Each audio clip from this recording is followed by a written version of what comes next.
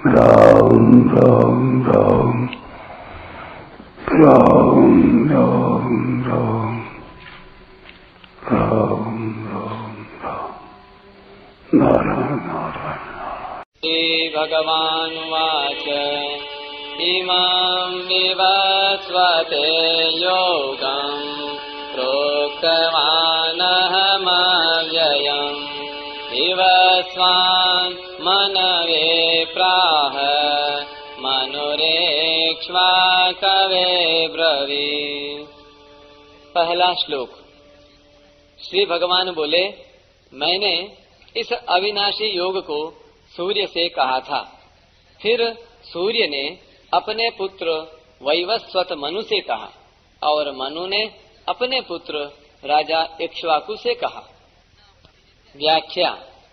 इमं विवस्वते योगम प्रोक्तवानहम अव्ययम्।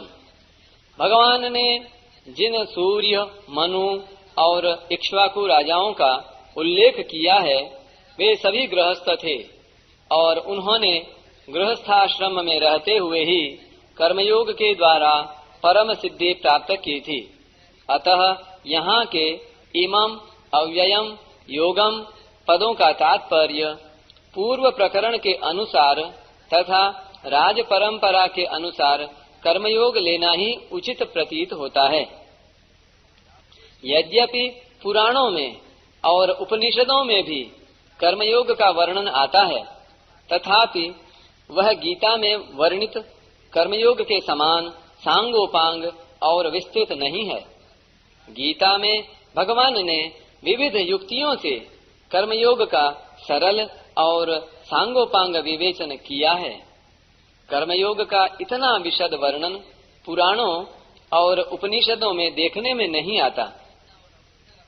भगवान नित्य हैं और उनका अंश जीवात्मा भी नित्य है तथा भगवान के साथ जीव का संबंध भी नित्य है।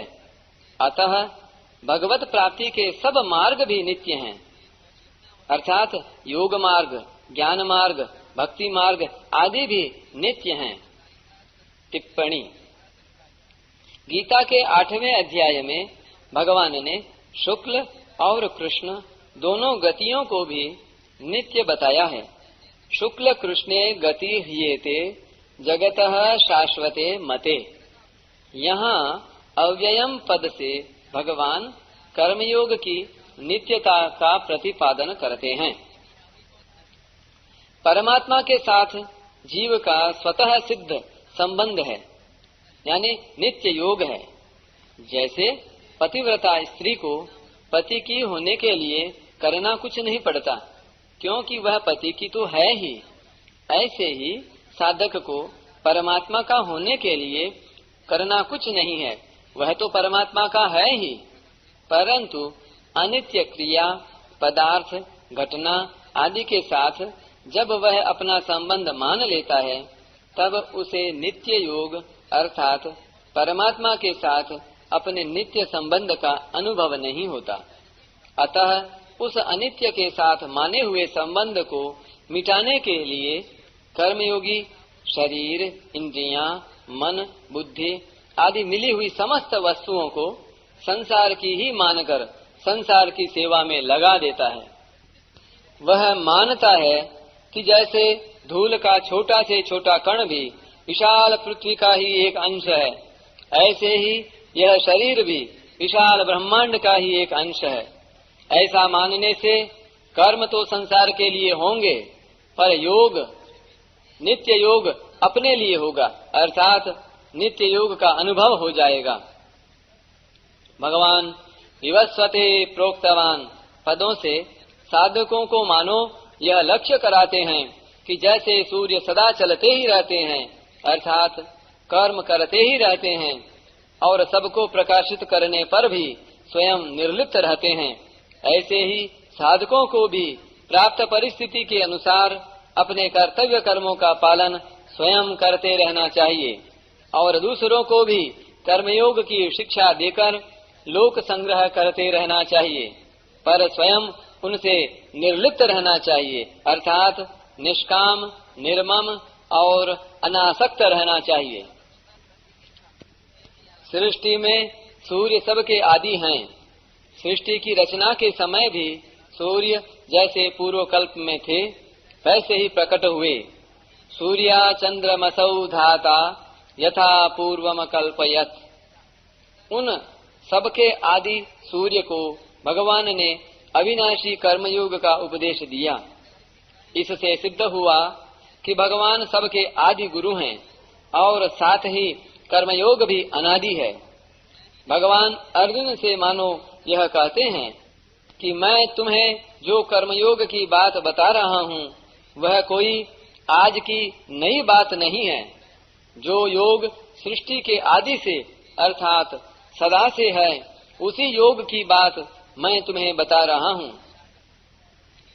इस पर प्रश्न होता है कि भगवान ने सृष्टि के आदि काल में सूर्य को कर्मयोग का उपदेश क्यों दिया? इसका उत्तर है, सृष्टि के आरंभ में भगवान ने सूर्य को ही कर्मयोग का वास्तविक अधिकारी जानकर उन्हें सर्वप्रथम इस योग का उपदेश दिया। सृष्टि में जो सर्वप्रथम उत्पन्न होता है उसे ही उपदेश दिया जाता है।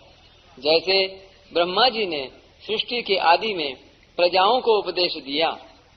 उपदेश देने का तात्पर्य है कर्तव्य का ज्ञान कराना।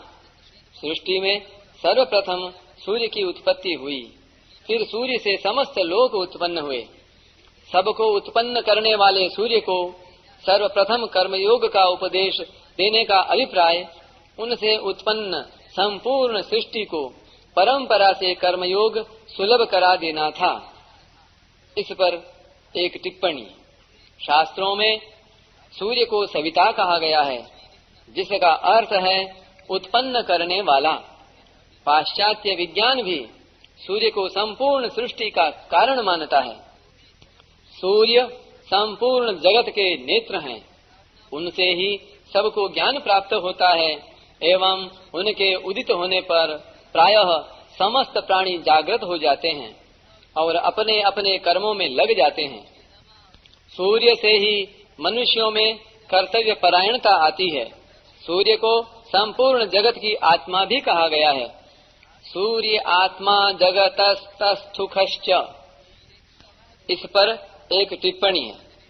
महाभारत में सूर्य के प्रति कहा गया है, त्वं भानो जगतश्चक्षुस्त्वमात्मा सर्वदेहिनां त्वं योनिः सर्वभूतानां त्वमाचारः क्रियावतां त्वं गतिः सर्वसांख्यानां योगिनां त्वं परायणम् अनावृतार्गलद्वारं त्वं गतिस्त्वं मुमुक्षताम् त्वया सन्धार्यते लोकस्त्वया लोकः प्रकाश्यते त्वया पवित्रीक्रियते निर्व्याजं पाल्यते त्वया। सूर्यदेव, आप संपूर्ण जगत के नेत्र तथा समस्त प्राणियों की आत्मा हैं। आप ही सब जीवों के उत्पत्ति स्थान और कर्मानुष्ठान में लगे हुए पुरुषों के सदाचार के प्रेरक हैं। संपूर्ण सांख्य योगियों के प्राप्तव्य स्थान भी आप ही हैं। आप ही सब कर्मयोगियों के आश्रय हैं। आप ही मोक्ष के उन्मुक्त द्वार हैं और आप ही मुमुक्षुओं की गति हैं। आप ही संपूर्ण जगत को धारण करते हैं। आप से ही यह लोक प्रकाशित होता है। आप ही इसे पवित्र करते हैं और आपके ही द्वारा निस्वार्थ भाव से इसका पालन किया जाता है। अतः सूर्य को जो उपदेश प्राप्त होगा वह संपूर्ण प्राणियों को भी स्वतः प्राप्त हो जाएगा। इसलिए भगवान ने सर्वप्रथम सूर्य को ही उपदेश दिया। वास्तव में नारायण के रूप में उपदेश देना और सूर्य के रूप में उपदेश ग्रहण करना जगन्नाट्य सूत्रधार भगवान की एक लीला ही समझनी चाहिए, जो संसार के हित के लिए बहुत आवश्यक थी। जिस प्रकार अर्जुन महान ज्ञानी नर ऋषि के अवतार थे, परंतु लोक संग्रह के लिए उन्हें भी उपदेश लेने की आवश्यकता हुई। ठीक उसी प्रकार भगवान ने स्वयं ज्ञान स्वरूप सूर्य को उपदेश दिया, जिसके फलस्वरूप संसार का महान उपकार हुआ है, हो रहा है और होता रहेगा। विवस्वान मनवे प्राह मनुरिक्ष्वा कवे ब्रवीत। कर्मयोग गृहस्थों की खास विद्या है। ब्रह्मचर्य, गृहस्थ, वानप्रस्थ और सन्यास, इन चारों आश्रमों में गृहस्थ आश्रम ही मुख्य है, क्योंकि गृहस्थ आश्रम से ही अन्य आश्रम बनते और पलते हैं। मनुष्य गृहस्थ आश्रम में रहते हुए ही अपने कर्तव्य कर्मों का पालन करके सुगमता पूर्वक परमात्मा प्राप्ति कर सकता है। उसे परमात्मा प्राप्ति के लिए आश्रम बदलने की जरूरत नहीं है। भगवान ने सूर्य, मनु, इक्ष्वाकु आदि राजाओं का नाम लेकर यह बताया है कि कल्प के आदि में गृहस्थों ने ही कर्मयोग की विद्या को जाना और गृहस्थाश्रम में रहते हुए ही उन्होंने कामनाओं का नाश करके परमात्म तत्व को प्राप्त किया। स्वयं भगवान श्री कृष्ण और अर्जुन भी गृहस्थ थे, इसलिए भगवान अर्जुन के माध्यम से मानो संपूर्ण गृहस्थों को सावधान करते हैं, यानी उपदेश करते हैं कि तुम लोग अपने घर की विद्या कर्मयोग का पालन करके घर में रहते हुए ही परमात्मा को प्राप्त कर सकते हो। तुम्हें दूसरी जगह जाने की जरूरत नहीं है। गृहस्थ होने पर भी अर्जुन प्राप्त कर्तव्य कर्मों अर्थात युद्ध को छोड़कर भिक्षा के अन्न से जीविका चलाने को श्रेष्ठ मानते हैं, अर्थात अपने कल्याण के लिए गृहस्थ आश्रम की अपेक्षा संन्यास आश्रम को श्रेष्ठ समझते हैं।